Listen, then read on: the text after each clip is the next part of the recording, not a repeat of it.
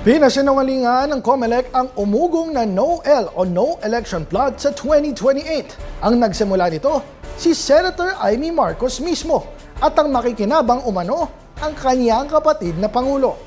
Narito ang report.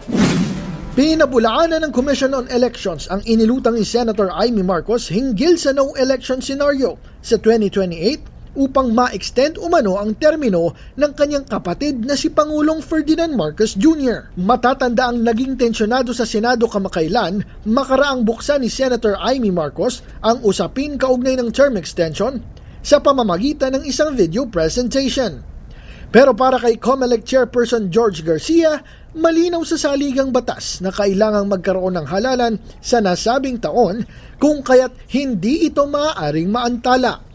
Iginiit ni Garcia na walang anumang contingency plan para sa isang no-election scenario dahil tiyak na mangyayari ang halalan. Dagdag pa nito, bagamat 2 taon pa bago ang eleksyon, nagsisimula na ang ahensyang maghanda sa halalan, kasama na ang pag-aaral sa automation, voter registration at mga panuntunan dito.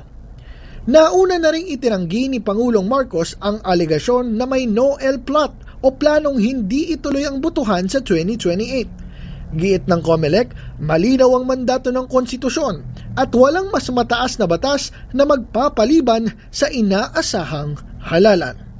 Para sa DHTV News, ako si Gazi Sarit, nag-uulat.